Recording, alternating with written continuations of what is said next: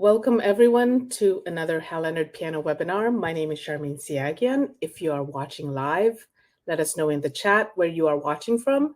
That helps with the energy in the room. And if you're watching the replay, welcome as well.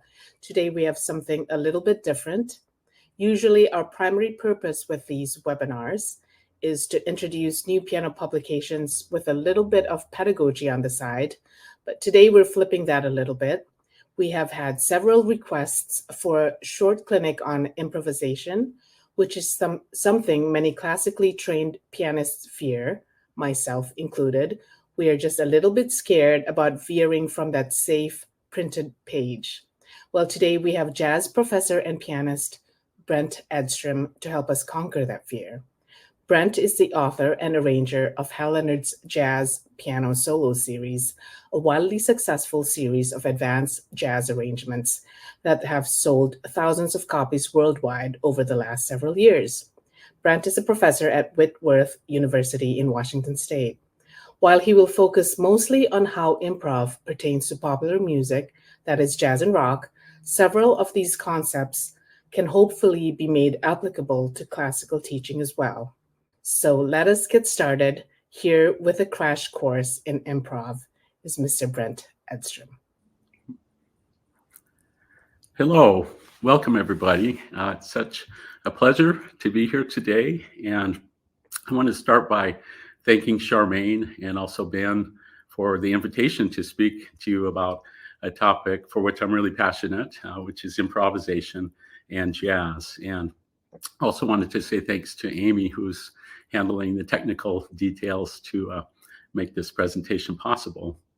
I was thinking about how to start today and kind of think about my background with Leonard. I've been really lucky to work for the company for more than 32 years as a freelance arranger, and had worked with a number of editors, and just wanted to mention the thing that really strikes me is the care and the love that those individuals have in music and in producing good publications. So I just wanted to make that public acknowledgement. So I want to start with a little bit of a pep talk. As Charmaine mentioned, I know many of us have some what I might call improvisational angst, especially if you come mostly from a classical tradition. I was sort of lucky. I started my musical path on the banjo. And so when I started piano in the 6th grade, it was kind of natural to start to improvise on the instrument. And so the thing I really would like you to know today is that we're not born with an ability to improvise. Anyone can improvise. And one of the things I would really stress is that what's often missing is this idea of having some structure, some boundaries, if you will, and working within those types of frameworks to be able to actually practice, whether it's jazz or freeform improvisation or other styles. And so that's one of the things that I hope that you'll get from this webinar today, are concrete, specific exercises that you can go right to your piano and start improvising and feeling good and having some success with that. And I also want to stress there's some number of benefits that come from improvisation. I happen to be classically trained as well as having an interest in jazz. And throughout that process, the improvisation has really supported my classical playing as well. So for example, for students that improvise, a natural thing that occurs is that they'll be more comfortable with chords and scales and form and motive and things like that, and will often enable them to both learn and memorize music more easily. And another thing I want to stress with improvisation is to not think in terms of playing well or poorly or good or bad, but rather just enjoy the process. And having really spent most of my life improvising, it's something that you'll find is a wonderful part of your musicianship, and just really try to enjoy the process. And you absolutely can improvise. So I'm going to just keep hammering on that. Don't feel uncomfortable or have angst about it. So it's something that's really fun and really practical. And I hope that's one of the takeaways of this presentation today. So just a brief overview. We'll start with some exercises that are more free-form that will be scalable. So if you are an advanced pianist and are maybe just getting into improv, or you have students that you want to expose to, or even if you have some background in jazz, these are exercises are things that are scalable and I hope will be useful. And then later in the session, we will talk about getting started with some jazz, with some specific exercises that will build on the first half of the presentation. So to begin, one of the forms of structure or a boundary, if you will, that I find is really useful, and I have used this with younger students, but also with some of my advanced college students, and that is having improvisation and focusing on monophonic improvisation. So using a single line, a melody, if you will. And one approach that I found very useful is to ask the student to select a single rhythm and then improvise with any note using that same rhythm, repeating that rhythm over and over again. And I found a number of things that come from this. One is that it enables us to focus our improvisation on one aspect, in this case, the selection of notes. But it also really helps to get a sense of motivic playing, which is so essential if we're improvising or playing jazz. So I will give a brief demonstration of this at the piano. I'm going to tip this down a little so we can see. So I think I'll use a quarter note, 2/8, and a half note. And one of the things I would stress is that this could be in a key, it could be angular, it could be chromatic in a scale or a mode. So I'll demonstrate that.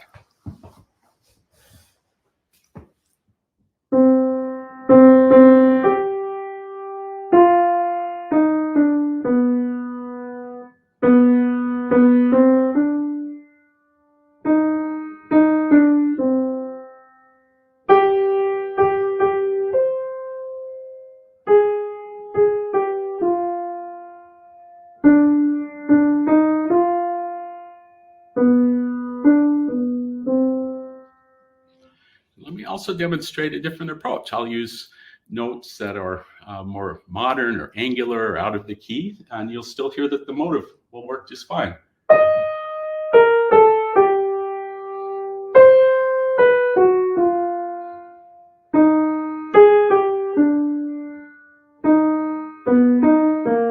And so on.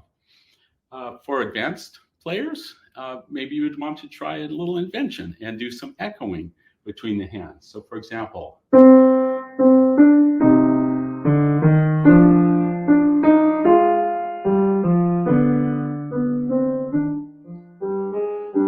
and then I messed up. So there you go. No angst, it's okay when we're practicing to try those sorts of things. Okay, another activity I would like to share with you, again in the sphere of monophonic playing, is this idea of using a single note with any rhythm. And so now we're focusing, just narrowing the improvisation on rhythm selection and not worrying about notes. And this is a great exercise to introduce a single note, then a second note, and then the third note.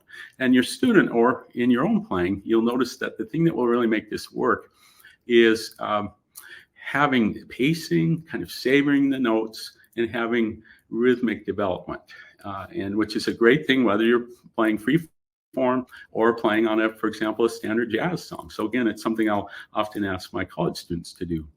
And one of the tips I would give you is that if you start with 1 or 2 or 3 notes, well, we almost have half of the scale comfortable in terms of a resource for improvisation.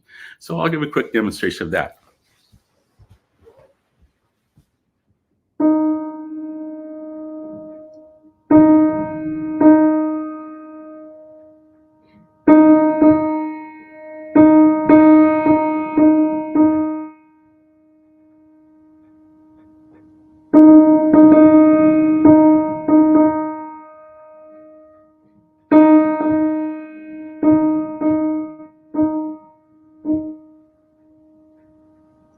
And so on. So to give a quick example of applying that, let's say to a jazz context, I'll play a little bit of a blues progression. We won't talk about walking bass lines and things like that today, but just to give you an example of how using one or two notes and just focusing on rhythm can be very useful in a lot of different contexts. So here's a simple blues progression.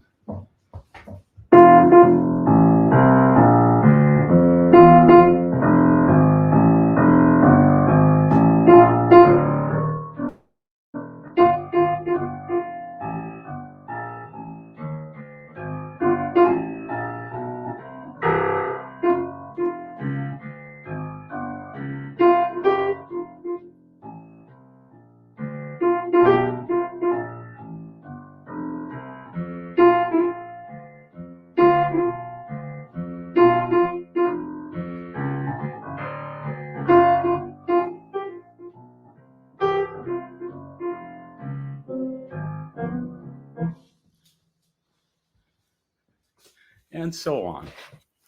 So you can hear how just using simple rhythm and developing rhythm with a note or two can be really productive and actually make for a pretty nice solo. So again, this is something you could go home today and try it with your students and also for your advanced students.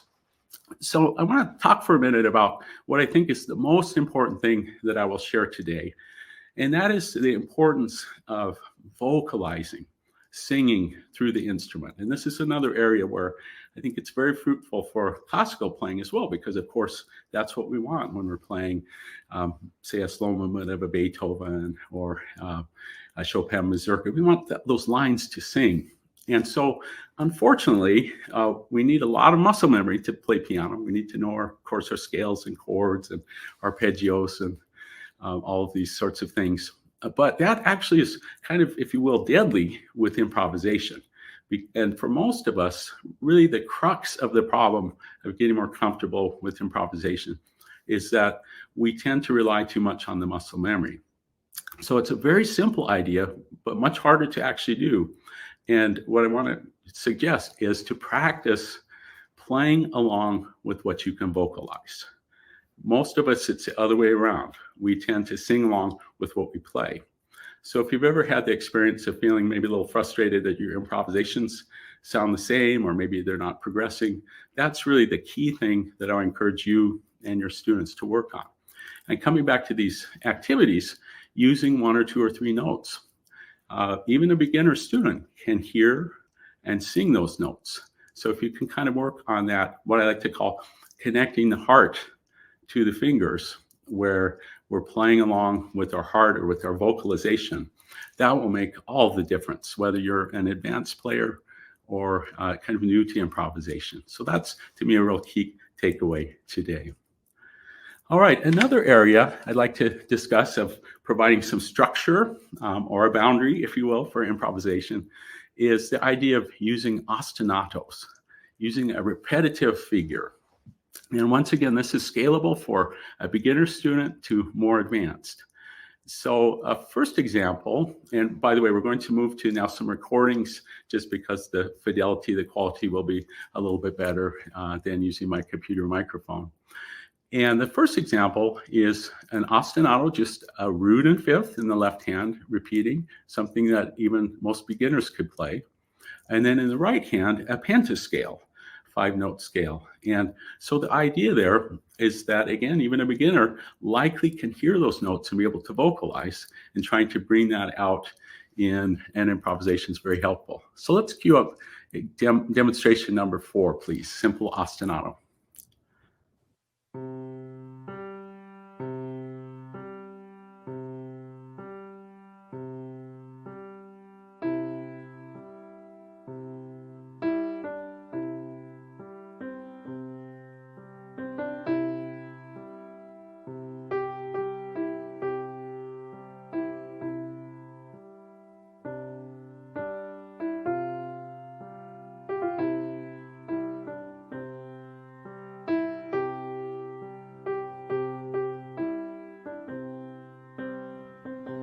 Okay, that'd be a good point to stop the video. So you could hear just a simple improvisation, but using some structure like that can enable you to really focus on things like melodic playing, independence of hands. Of course, more advanced students, we might want to move that to different chords in the key.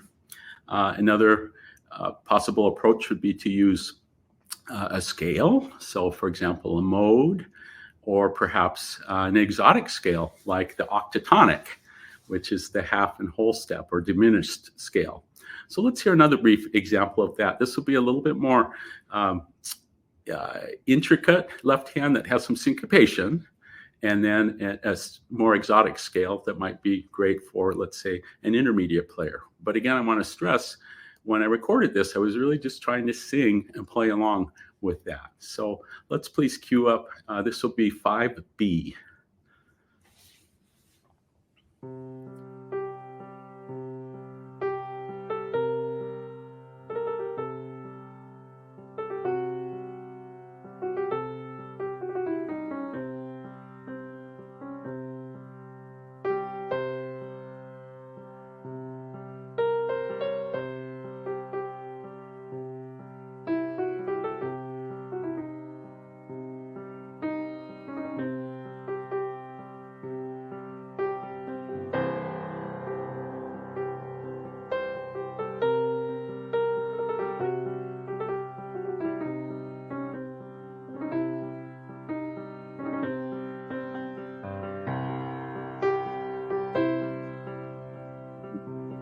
To stop there. So a lot of fun, and actually pretty easy to do, having those constraints and having that structure, if you will, of working within a specific scale.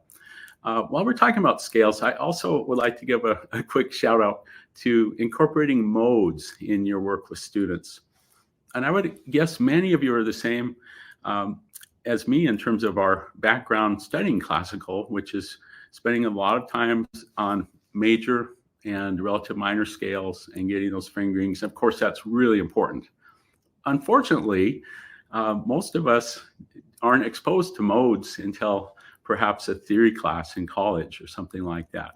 And to me, that's sort of a shame, because if we're working on scales and fingerings, to me, it's really great to open the door to other avenues of expression using those same scales, for example, a C major, but exploring the Dorian mode, the second mode of C. It's completely different, of course, or the Phrygian mode or the Lydian. And this can bring really a fun aspect to scale work. So you might consider having your students do that practice that we all need to do to get the scales, but then ask them to improvise within one of the modes of the scale. And I think I'll do just a little 10-second example of that so you could hear. I'll pick the second mode of C, which is D Dorian.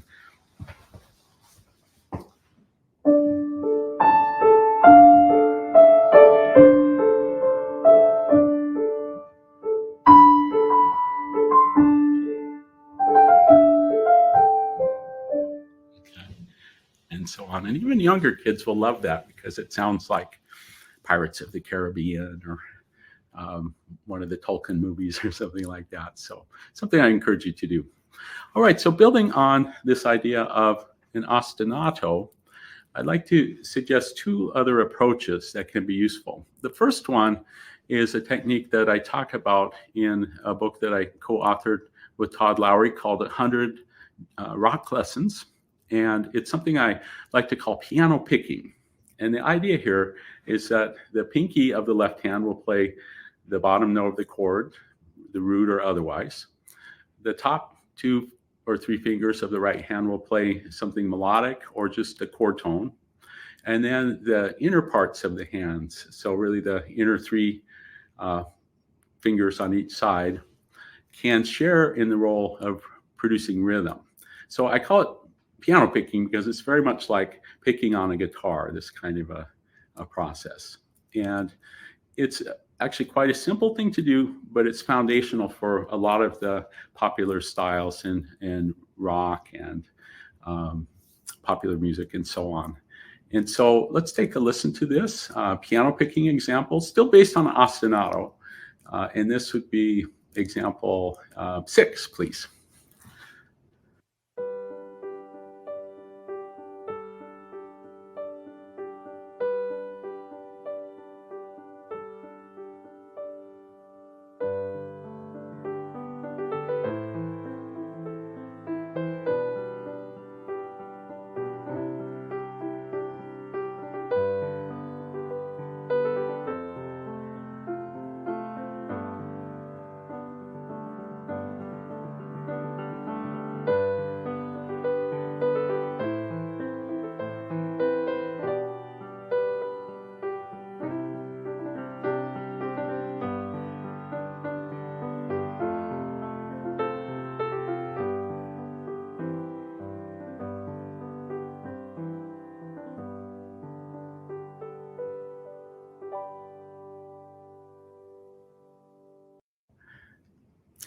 Okay, so one of the things I'd stress, if you're interested in exploring piano picking, just start with a simple chord, for example, a C major, and explore that interaction of the hands to create rhythm. As that's comfortable, open those boundaries a little bit and pick some other chords in the scale or mode, if you will.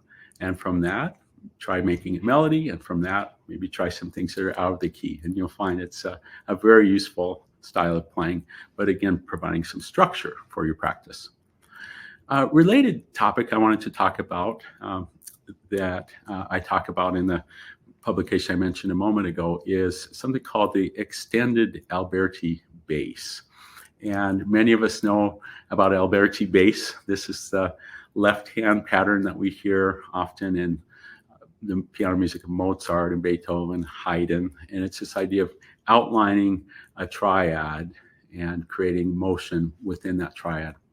So the term that I tend to use is extended Alberti, where instead of having it within the range of a triad, we expand it over the range of about a tenth.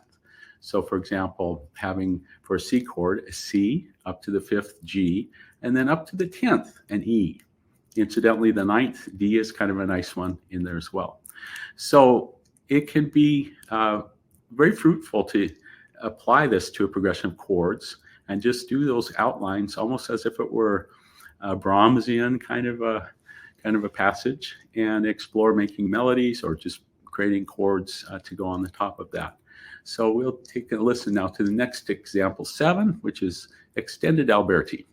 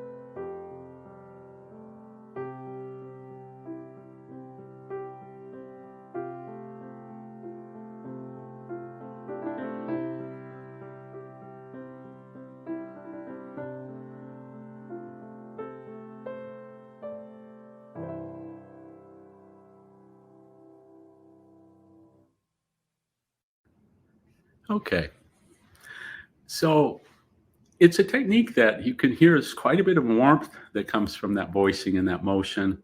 And I use this often in different kinds of popular music and certainly in jazz. And if you listen to Bill Evans, for example, you'll hear some of those nice kinds of warm left-hand patterns. And again, I want to encourage you. I know we have many amazing classical musicians with us today, and that this is a fun and very simple thing you can do, and before you know it, you'll be creating music. And just be open to using different keys and modes and scales, and the sky's the limit. But having that structure, I think you'll find that it will enable you and your students to really practice and improve every day by having some structure or boundaries. So we're going to take a little break now, and I want to hand over to Charmaine. We're going to give Brent a little bit of a break to take a drink of water or something, and give away some of his duet arrangements. We are giving away, let's see, his arrangements of Gershwin's Rhapsody in Blue, Bob Marley, and La La Land. So a good variety there. These are intermediate arrangements and extremely entertaining, as duets are supposed to be. So Amy, let's bring out the wheel of names. And here we go. Yvonne, oh, no, sorry, Yvonne, it's not you. It's Thomas Rush. Hopefully I'm saying that correctly. You've won these 3 duet books, and so please email edpianowebinars@halleonard.com, and we will get this out to you in no time. So back to Brent. Yeah. Thank you, Charmaine. So now we'll enter the second portion of the presentation today, and I want to talk about one approach to getting started with jazz. Obviously, jazz is a huge topic. There's a lot that can go into that, but one of the things that I've found is really fun and useful for students, or for those of you that are wanting to get started with jazz, is to really build on this idea of using a repetitive pattern in the left hand. And one way to do that is through boogie woogie. Boogie woogie is a lot of fun. It's a form of jazz that's been around for a long time. And I've heard it said, and I always think this is funny, but a way to think about it is boogie woogie is to jazz like disco was to rock, which is that it's a fun music, maybe not always the most serious, but a really great way to focus on things like basic chord progressions, improvisation, having a good swing rhythm, independence of hands, a lot of things that can come from that.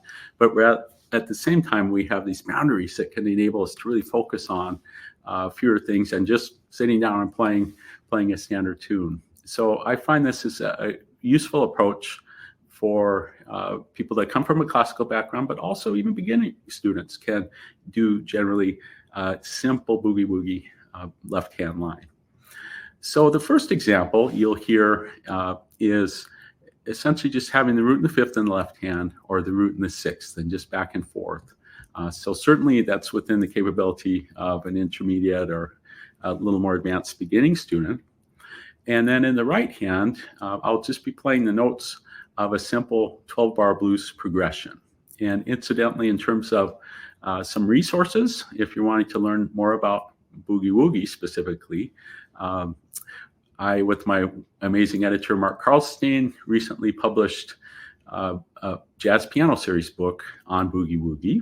And we also touch on that, I believe, in the 100 Jazz Lessons, which was co-authored with Peter Daneff. So if you wanted to learn more in terms of left-hand patterns, that jazz piano series book would be a good one, because I lifted many of those ideas from really the greats of boogie woogie.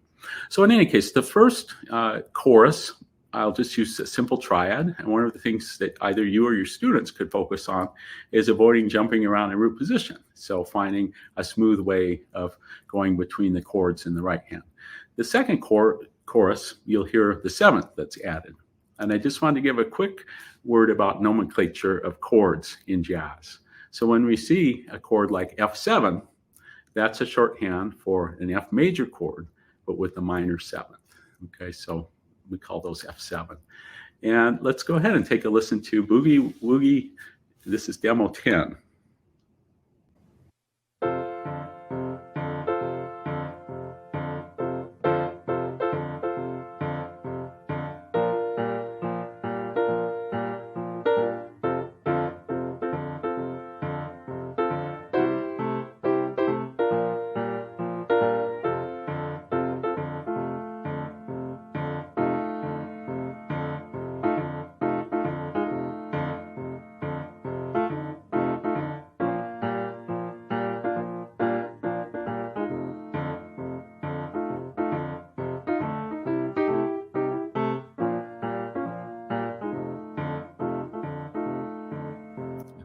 Okay, so just a basic progression, but that could be helpful for students to be able to practice chords and voicings and swing and independence of hands. And even though it's a very basic example, there's a lot that you can get from that. And again, for those of you that are new or perhaps have a little bit of angst about improvisation, this is something that you can do right away and go home today and actually try that out. So I wanted to use this as a way to also discuss improvisation, specifically in jazz. And one of the things I really want to stress, if you or your students want to get into or advance as jazz players, and that is the importance of learning how to use the notes of the chords melodically. And so often, especially when we talk about blues, many educators go right to the blues scale, which is certainly a helpful thing. But one of the things I would stress, even going back to the early days of jazz with performers like Louis Armstrong, is the sophisticated harmonic sense and how often they're using those vertical structures in terms of melody. And by the way, I would give a shout out to classical music as well. So for example, if you happen to know Mozart's Eine kleine Nacht music, that is just what we're talking about. It's a melody made of the notes of the chords. I happen to have played Beethoven's, I think it's the first sonata, and that opening melody is another example of chord tones. So take a listen to the next example of the boogie, and all I'm doing is in the right hand is trying to sing and be melodic, but limiting myself to the notes of the chords. So here we go with example 11.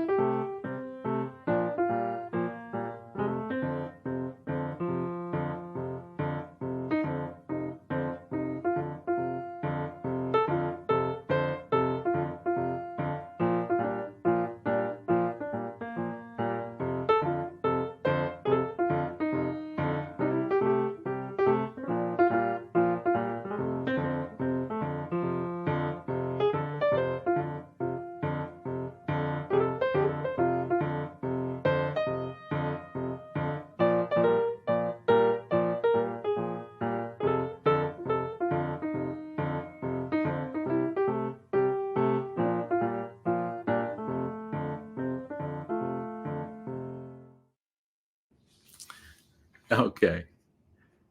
So you can hear how those chord tones can be useful. A related concept, and we're going to go just a little theoretical here, but it's something I feel so strongly about, and I would like you to know and to be able to either practice this yourself or share it with your students. And that is the idea of building on using chord tones, but also using what we call the non-harmonics. And very simply, if you have, for example, an F, this was in the key of F, an F-A-C chord, using those neighbor tones, so F to G, back to F as an example, A and B flat, or a lower neighbor tone, C to B or B flat. So having your students practice that as another form of melodic improvisation. The other common ones that we use in jazz would be the passing tones, and in classical music, of course.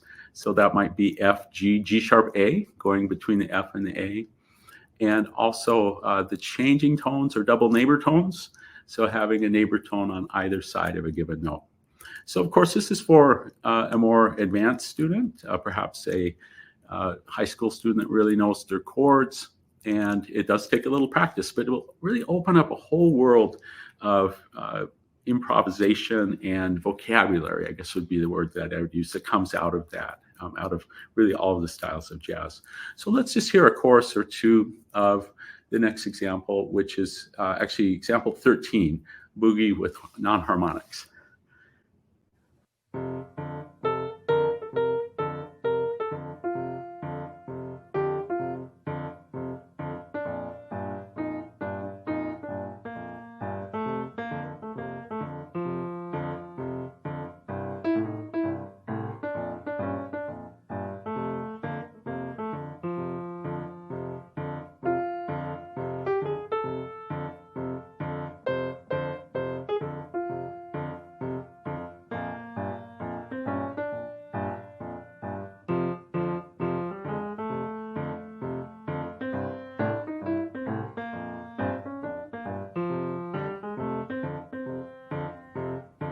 Okay, I think a good place to stop. So not my greatest improvisation, but it really enables me to practice and to hear those tones and to work on the things that will then prepare me to be able to play more fluently in a jazz context, or in this case, with boogie woogie. So I do want to also give a shout out to the blues scale, and because it has its place as well in jazz. And also I should mention, several years ago, I published a book called Crash Course in Scales, where I talk about modalities and scales like the blues and so on. So if you're looking for a resource, that could be one that would be useful. But whenever I talk about blues scales, I always like to share a tip and what I like to call the other good notes. And in a given key, using some solfege, these would be sol, la, do, and re. So in the key of F, the notes C, D, F, and G. And having done a lot of transcribing, I've noticed that many of the great jazz artists, when they play blues, you'll tend to hear riffs, repeated patterns, melodies that use those, what I like to call the other good notes. And then the blues scale tends to not be used actually as a scale, but just rather having some of those blue inflections, if you will, that are out of the key as embellishment. So our next example, this will be example 12, will show those two basic ideas over the same repeating pattern. So again, giving some structure and some boundaries to the practice.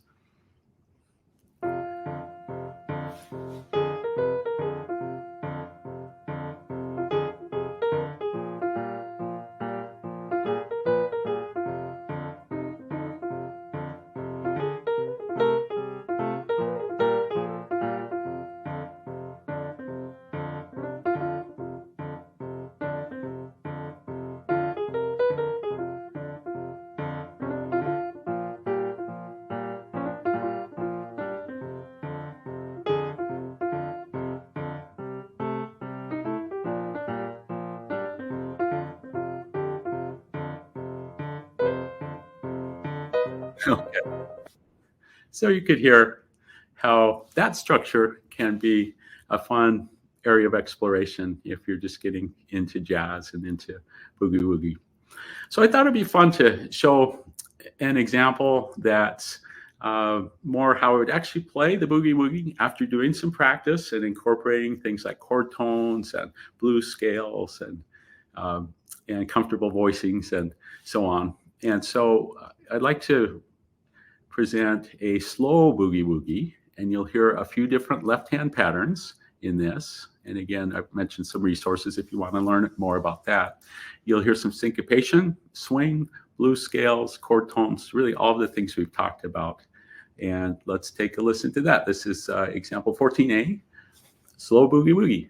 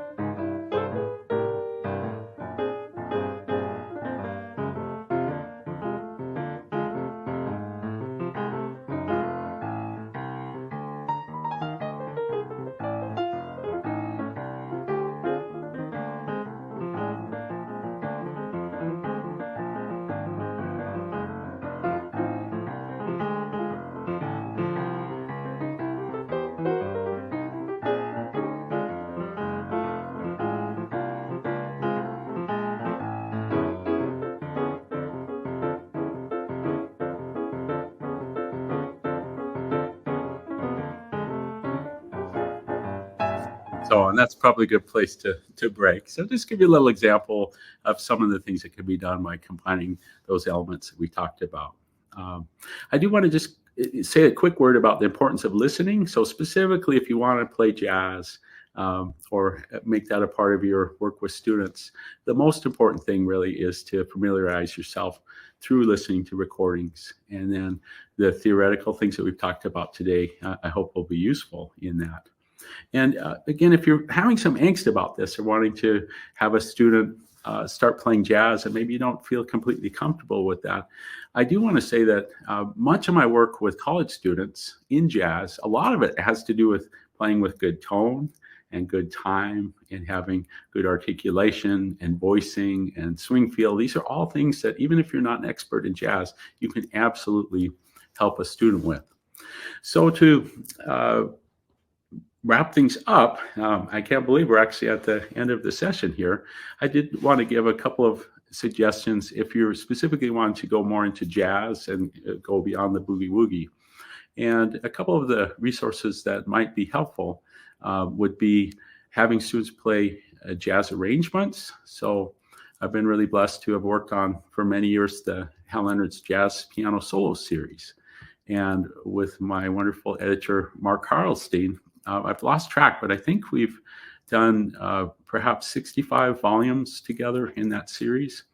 So those are arrangements where I've really strived to write the music as I would play it when I play in a club. And so many of those arrangements, I start with transcribing historically important recordings. Some of them are more extemporaneous, but I really try to put a lot of, if you will, kind of street cred to those arrangements. So that could be a good resource for you or your students. For more advanced students, Hal Leonard has a great catalog of signature licks series. I personally have done a couple of those, Bill Evans and also Oscar Peterson. These are written out transcriptions, but also with recordings that you can play along with to develop the style.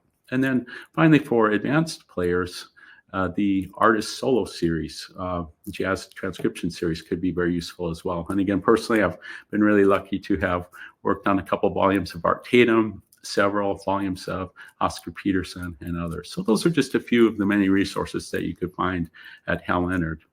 So it's been such a pleasure to be with you today and to have this time together. And I hope you found this to be useful. And I'd now like to bring Charmaine back to wrap things up. So thank you. Thanks so much, Brent, for that very informative session. Before we go to questions, we're going to do one more last giveaway of 3 of the books that Brent just mentioned in his great series, the Jazz Piano Solo series.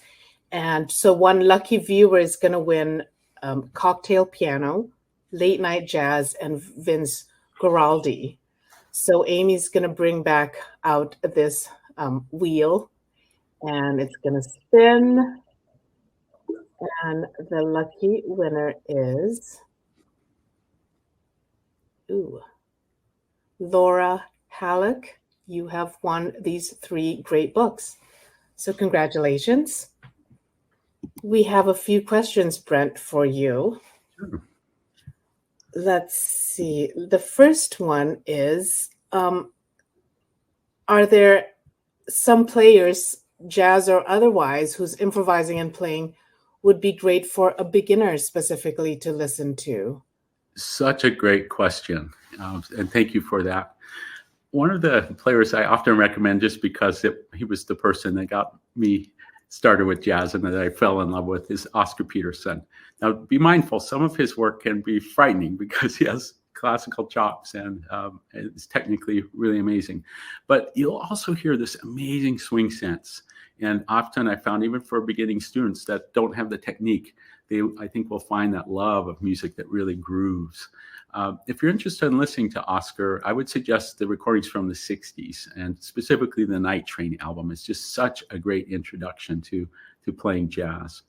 More broadly, though, for a beginning student, I would say swing era music is great because it doesn't have technical sophistication of bebop and the later styles, and is very accessible. And so big bands like Count Basie, you can't go wrong listening to Count Basie to learn how to swing and to learn how to play really melodic solos that aren't necessarily really complicated. So it's a big topic, but those are a couple potential directions. And maybe I'd mention one more is for classical students, especially the Bill Evans is just such a transcendent pianist and brings all of those ideals that we as classical players want into his performance of jazz. All right. Perfect. Great names. Okay. This is from, here's one more question. I understand the concept of modes, but can you recommend a good resource for students? Time is so short in lessons. Sure. Well, one option would be Hal Leonard's Crash Course in Scales, which I enjoyed to work on a few years ago. And that's one that comes to mind. Okay. just because I haven't worked on it. Right.